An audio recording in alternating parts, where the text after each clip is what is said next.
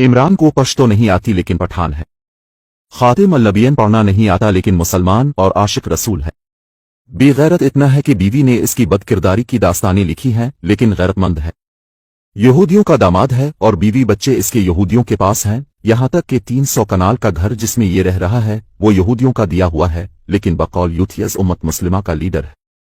जलसों में लड़कियां नचाता है और रियासत मदीना बनाने की बात करता है, लेकिन मजहब कार्ड नहीं खेलता बल्कि इंतहाई शरीफ अलनफ्स और बाहिया इंसान है।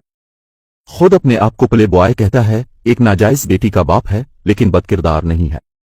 डर और खौफ इतना है कि बाल्टी पहनकर अदालत जाते रहे लेकिन बहादुर है। झूठ जिमकर बोलता है, मौके की मुनासबत से बयानियां बनाता है, झूठे दावे और वादे करता है और फिर यूटर्न ले लेता है, लेकिन वदा खिलाफ और मुनाफिक नहीं है बल्कि बकौल शख्स सादिक और अमीन है। सबसे ज्यादा करप्शन के रिकॉर्ड इसके दौर में कायम हुए लेकिन करप्ट नहीं है। जिसने एहसान किया इसे बदनाम किया लेकिन एहसान फरामोश नहीं है। 4 साल तक पालिश लगाई ताबेदार रहे जी हुजूरी करके हुकूमत की, लेकिन बूट चाट और पालिशी नहीं है। तोशा खाना की कबे की डिजाइन वाली घड़ी तक चोरी करके बेच दी लेकिन ईमानदार और चूर बिल्कुल नहीं है। जिस सूबे में 10 साल हुकूमत की उसे शदीद माली बहरान का शिकार किया, 3.5 साल में 70 साल का मजमूई कर्जा डबल किया, लेकिन फिर भी अक्ल से आरी लोगों के मुताबिक मुल्क की तरक्की इमरान में मुज़मर है।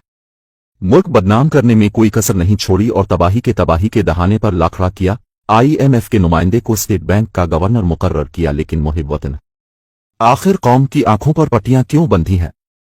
जवाब यही है कि दरअसल जितनी बुराइयां इमरान में मौजूद हैं ये आज की इस नस्ल को बुराइयां नहीं लगती। कौम की एक बड़ी तादाद पर उनकी बुराइयां इस कदर हावी हो चुकी हैं कि उनको लीडर भी वैसा चाहिए जैसे वो खुद हैं, ताकि उनकी बुराई किसी को बुराई ना लगे बल्कि फैशन और फिर कल्चर बन जाए। आजकल कौम के मजमूए में तकरीबन तमाम बुराइयां और कमजोरियां बदरजा आतम मौजूद हैं जो इमरान की शख्सियत और किरदार में यकजा होती है।